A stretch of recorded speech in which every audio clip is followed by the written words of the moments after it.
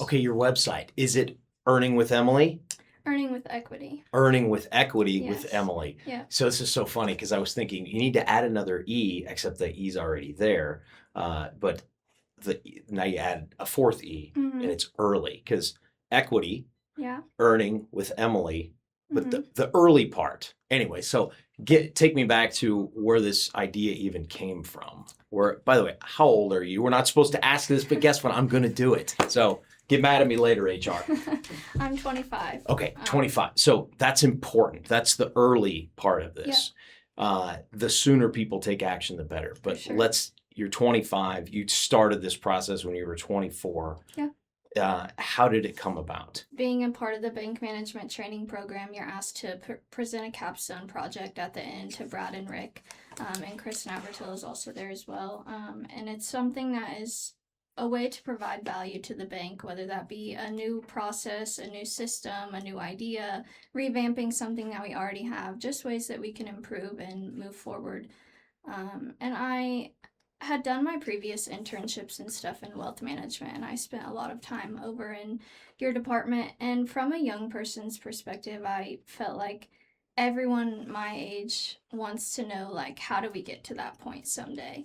And that's not a very easy question to find the answer to. But what I thought about when I was over there is, I'm going through the bank management training program. I've had the opportunity to go through so many different departments, pretty much all of the departments at the bank, which has taught me a lot about banking and things that you can do and what matters when you buy a house and all of those type of things.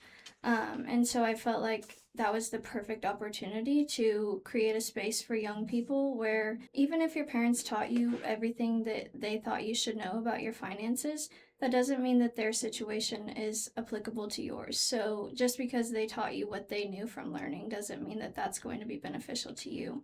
And so having all of that experience and stuff, I felt that it would be best to create a platform where financial literacy is straightforward and gives you clear, like, this is exactly what you can do or what you should do or what to think about.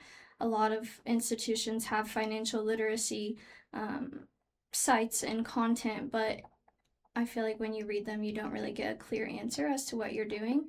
And so I wanted to position us in a better place where equity could be the place that young people come to and feel like they get the direction and guidance that they want to be where they want to be someday financially.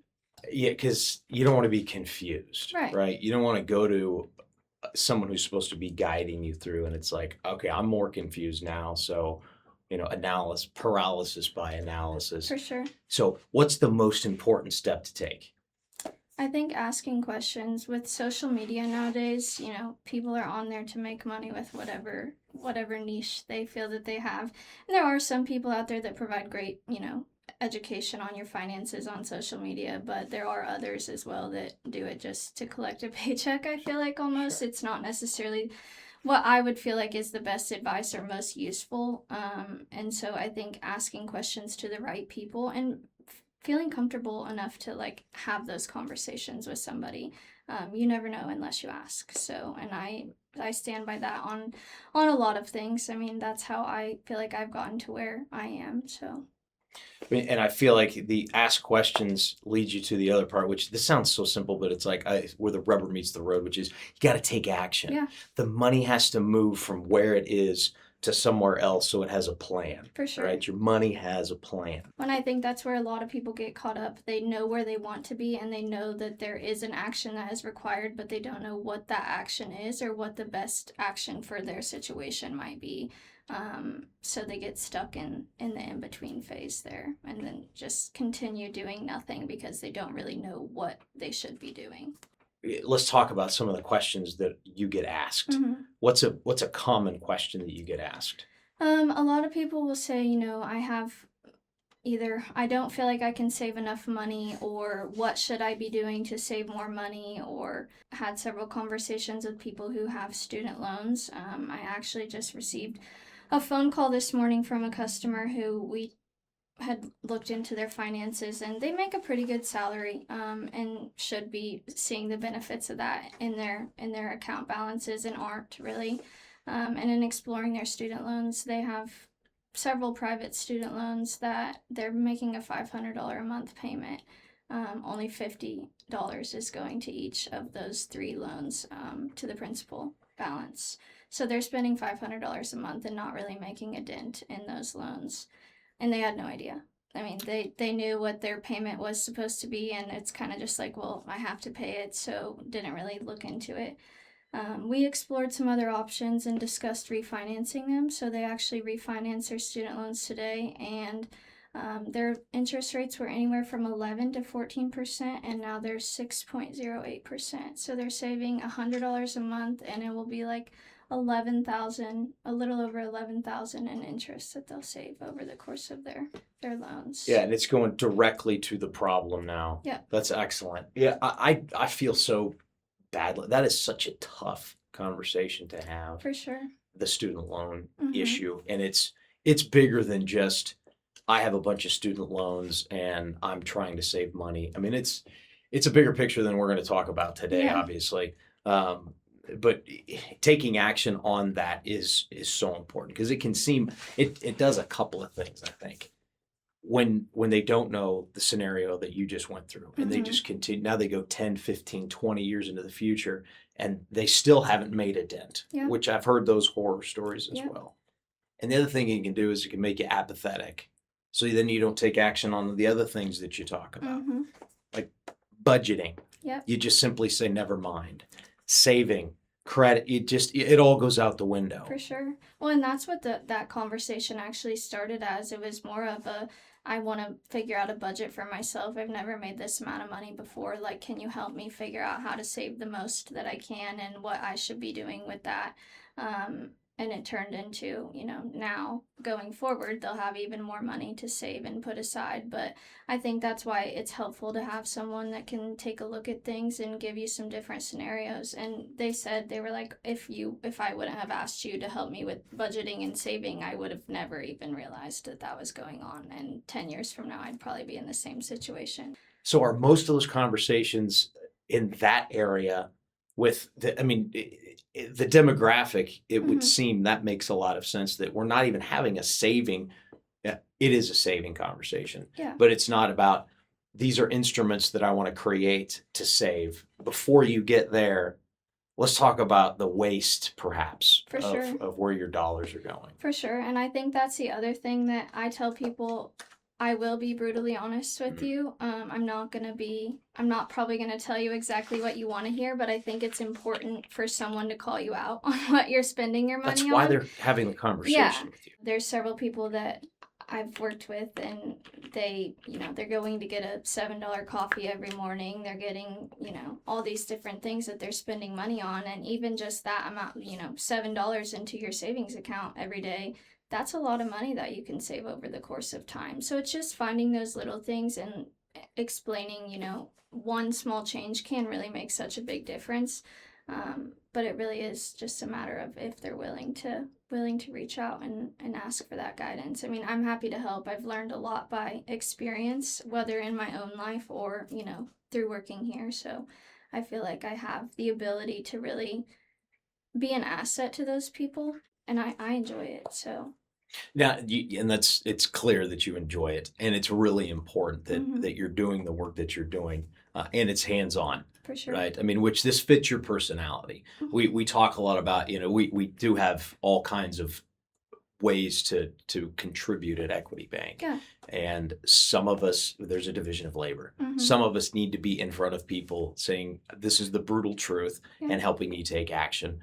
And we have a great team that can support all that. Mhm. Do you feel like there's not a conversation, no matter how complex, that you get into with the people asking you questions? Mhm. There's no fear of that because of the access to the tools that we have. Yeah, I don't really have a fear of that, because I know that if I don't have the answer, through the connections that I built in all the departments that I've been through, I know exactly who to go to get the answer.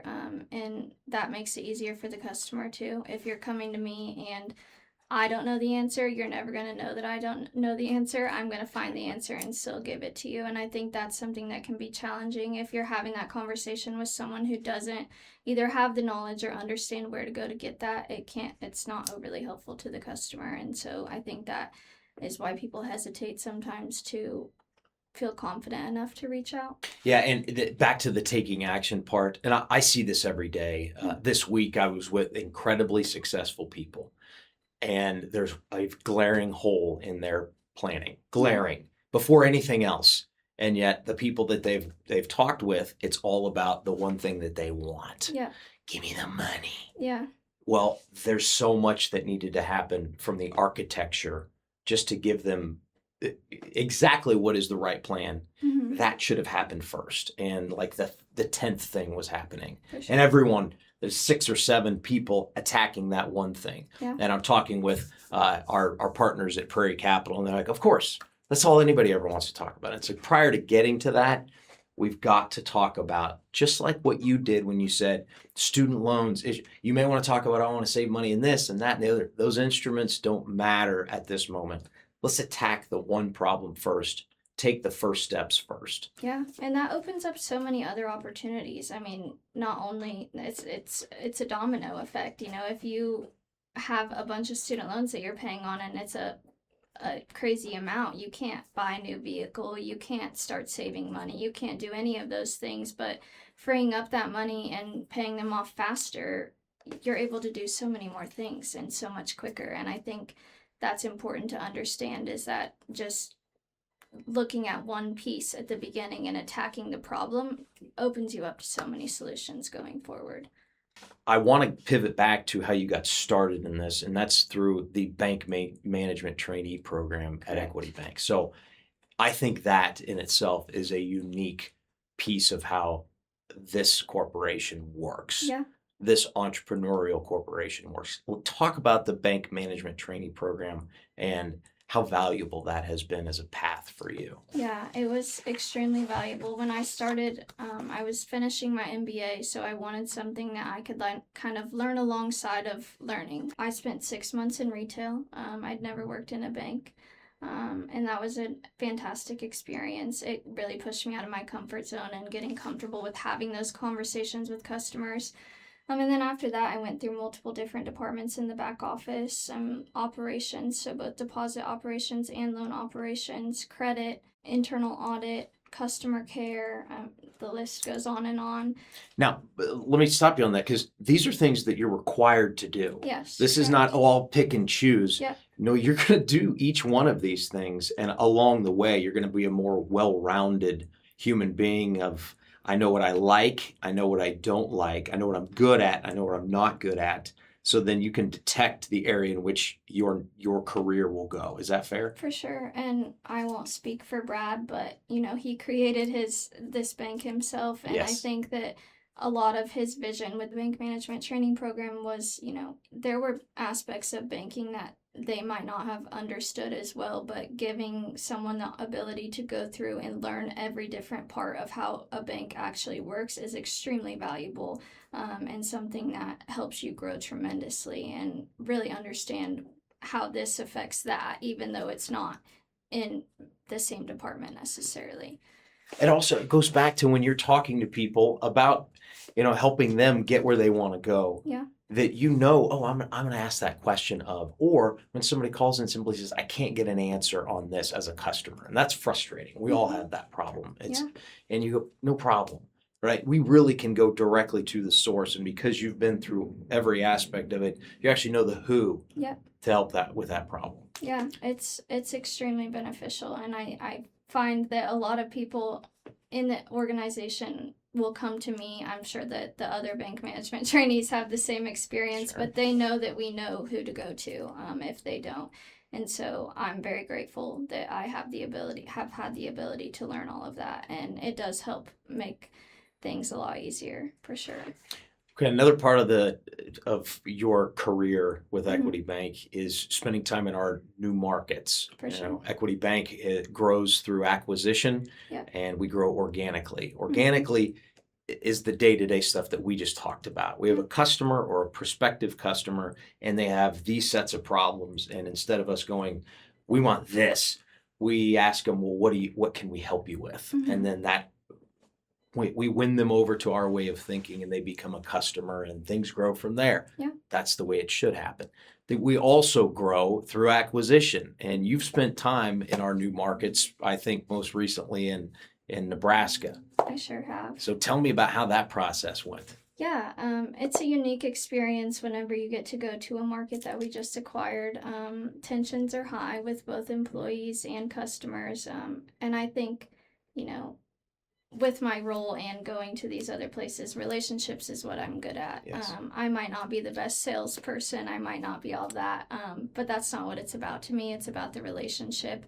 I try to empathize with whoever I'm speaking with and put myself in their shoes. And so going into these other markets and being able to have the knowledge like we just discussed that I do helps me to be able to ease the minds of those around me and, you know, solve problems quicker, because I know where to go to get those issues solved. Because with a conversion, I mean, we can plan everything perfectly, but there's always going to be something that comes up. But it's a great experience, and I think I spent a lot of time in Nebraska, like you said, and I'm so grateful for that experience. It wasn't just beneficial to them, it was beneficial to me as well. I think it pushed me out of my comfort zone, and I think that's the best way to grow as a leader. And so I really appreciated the experience, and I still talk to them on a regular basis. So Excellent.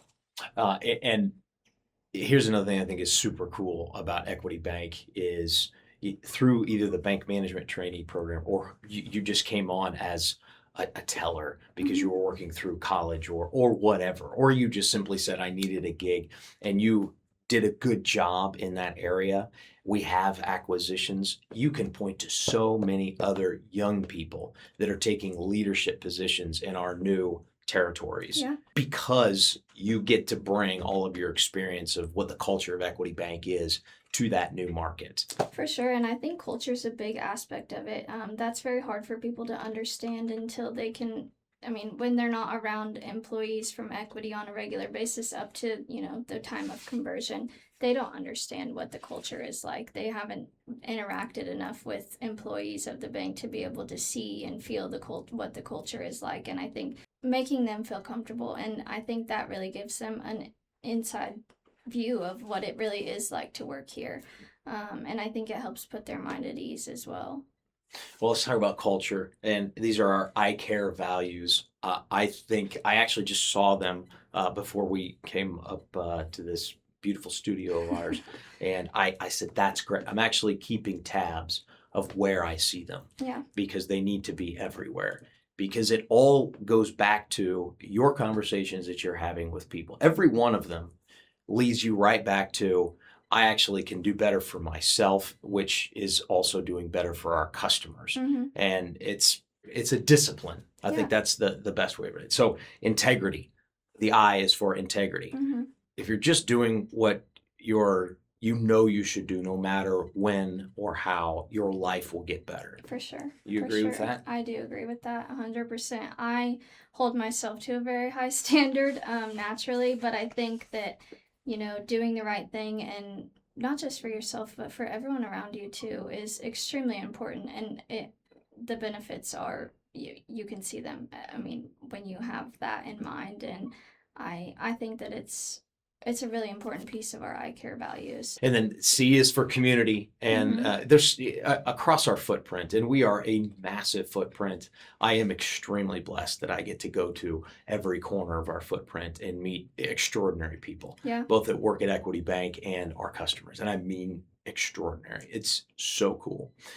It's inspiring. But the community side of things, our culture of our ICARE values is being moved into these communities. And can you give us an example of how community is important to you through your work with Equity Bank? Yeah, community is actually something that I think we spoke with when we were talking with Brad in one of our previous episodes. But The very first one. It's extremely important to me. I grew up in a small town, and we have one bank, a local bank in our town, and I mean, they're the pillar of the community in so many different ways. And I think that when you're going in and acquiring institutions in smaller communities especially, it's extremely important to still be involved in the community and give back to them and support them in any aspect that you can.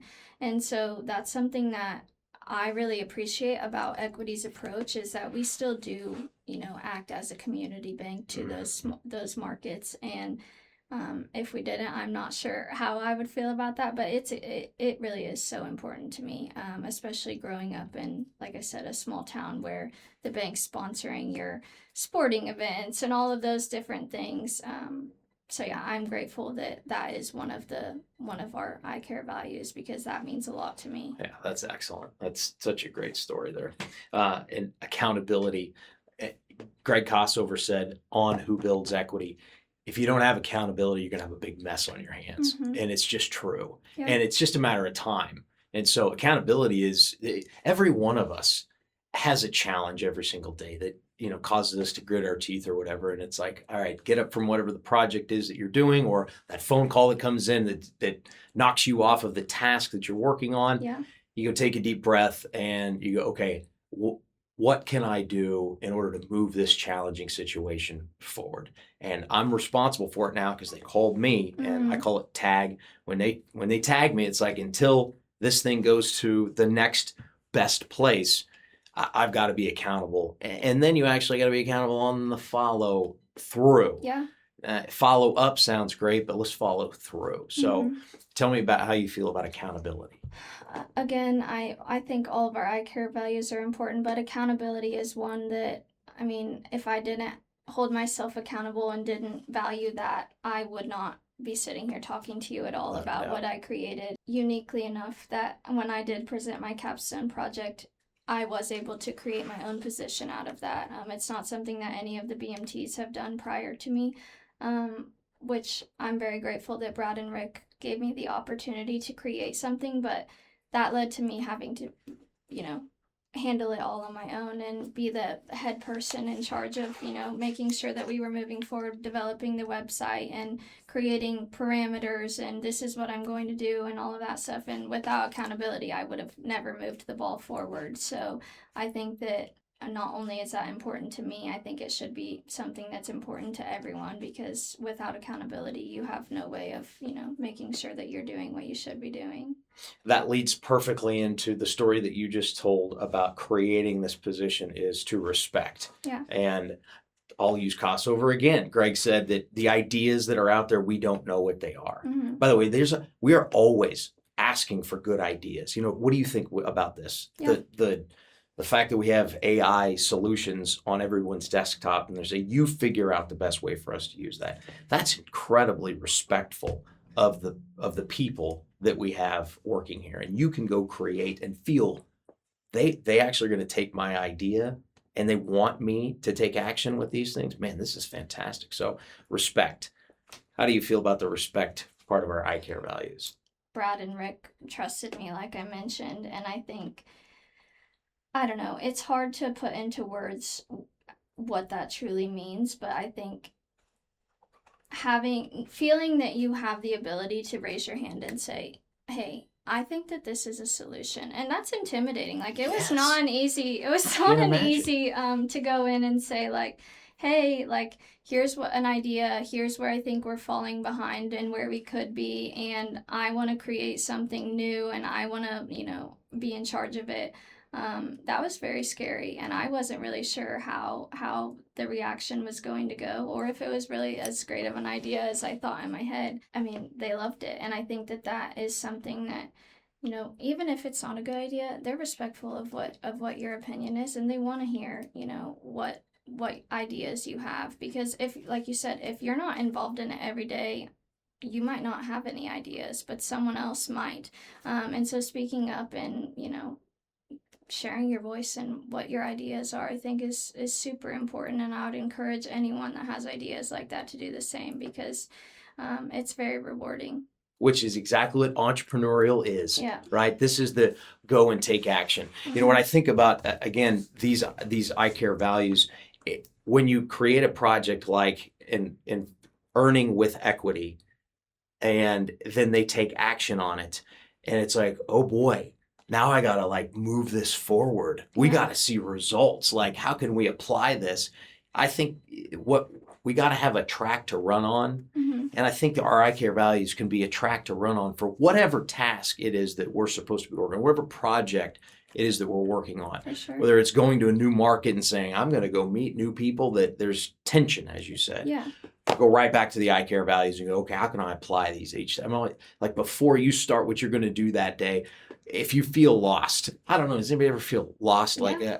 I got so much going on. You can always go back to this and go, okay, let me take a second. And this is your track to run on for earning with equity. Mm-hmm. Okay, that's extraordinary. So let's go back to the earning with equity. It's earningwithequity.com. Yep, it is. Okay, earningwithequity.com. And how are they going to interact with you? And what are some of the tools that they're going to see? Yeah, so my email is earningwithm@equitybank.com. If people want to reach out to me, there are multiple places on the site where it allows customers to reach out to me. But on the site is a lot of, life milestone type of content, I would say. Really like from college, into college, and then, the next 5-10 years out of college, things that come up. How to fill out a W-2. Mm-hmm. That's something that I, for the longest time, still had to call my mom and be like, hey, like, I don't remember what to do. So you'll find things like that. Like, here's what these mean. Here's how you fill it out. Different stuff like that. Budgeting, what to consider when buying or renting your first apartment. How to understand what you can afford. So lots of different content on there in terms of that. And then I post a blog every 2 weeks of something that I either found valuable, think that younger people would find valuable, or something that's been on my mind, or something that I saw related to, finances and how it might be helpful to them. And they're short, they're 2 to 3 minutes, but just something to, put some thoughts in people's heads and make them think a little bit harder about their habits or different stuff like that.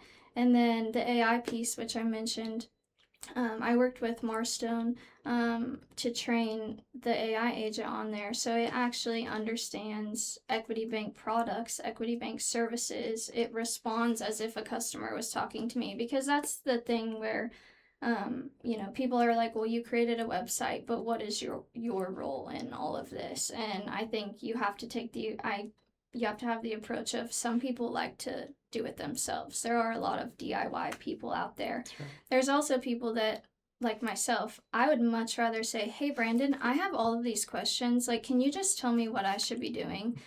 I prefer that approach. I do not want to spend tons of time trying to figure out how to do things and getting conflicting answers on social media or Google or wherever. And so that's kind of why I went with the approach that I did. But because of that, we included the chat feature, which talks back to the your responses as I would to a customer in real life. So I think that was one of the coolest things in developing it. I did write all the content, but that wasn't as cool. That was really time consuming, but I'm glad that I did it. Some of the tools that are on there, it's not like, hey, we're just giving you some things to do. I think of it like this. I think of it as, if I'm going to go to the gym because I just want to be a stronger person, I could even show up at 5 a.m., 5 days a week, and be consistent about that. And I will make some progress. Maybe. I do see some people sitting on machines with their whatever, and it's like, I'm not sure what, at least they're there, right? At least you've made that. But if you truly are going to spend the time doing it, if you're going to take action, you might as well have a track to run on. It's going to see results, and you help them see results in a meaningful time frame. For sure.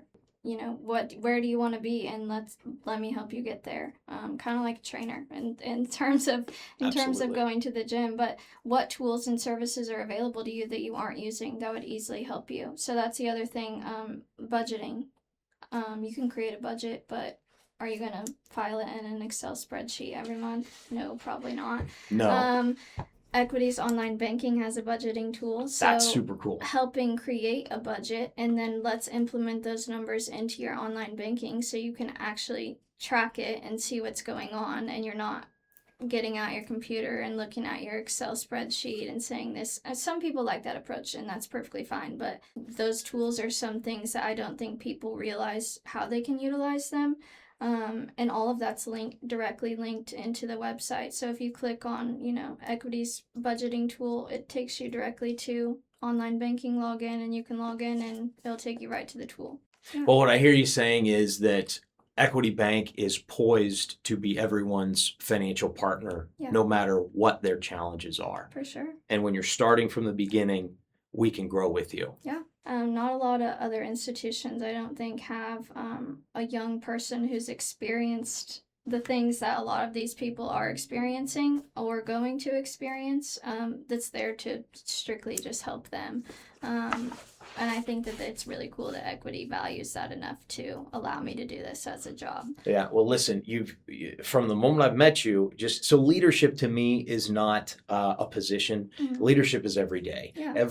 Every one of us can lead, whether the example of you see trash in a parking lot, or you're taking action on a big idea like, I'm not really sure how to do this, and I might have one foot in a comfort place, but I got the other one out there over the edge, and I don't know where the heck I'm going to go with this. And then you continue to grow and grow with that. So I appreciate that you take action and are a great leader at Equity Bank. And the fact that you are a young woman is so beneficial, because I'm sure you're talking to 28, 30, some odd year olds, and they're going, do they ever ask the question and you get to tell them that? So they go, oh boy, I better get going. Yeah. Like on where they should be. Yes. Yeah. I do think that sometimes I'm not very good about sharing much about myself. So, bragging on myself, I guess. So not all of them probably Let's just share understand. What you're doing. You talked about the trainer. When you see a trainer, that's true. The results are there, right? The Yes. receipts are with them. Yeah. And you have to talk about your receipts as well. Like, I'm doing what I'm asking you to do. Yeah. Which is, I think, an enormous part about anyone's position. If we're asking them to take or make these sacrifices, helping them with budgeting, and then actually getting them to take action on different tools that are available here at Equity Bank, you have to say, I do this as well. Right. And here's why. Yeah, and I think that's extremely beneficial to people. Investing is a big thing that comes up a lot. Young people will say, well, I'm supposed to be investing. Okay, well, are you investing? Well, no, I don't know like what I'm doing. I don't know how to do that. A lot of people, like I talked about on the Simply Invest podcast, they feel like they have to have a certain amount to start investing. Not necessarily true. I invest. I don't necessarily invest a ton of money, but getting started, I mean, I've already made money on my investments. And so being able to share with them Simply Invest and explain to them, like I use this and it's beneficial to me, it makes them be like, oh, well, then I should be doing that. And I don't have an excuse as to why I'm not investing. That's exactly right. Emily Sheppard, you help people not have excuses, and you give them a path so they can take action. Earning with Equity, incredible project that you've made, an incredible tool for our organic growth at Equity Bank. I'm glad to know you, Emily Sheppard. Let's keep working. Thank you. Thanks for being on Who Builds Equity. Thanks. Make it a great one.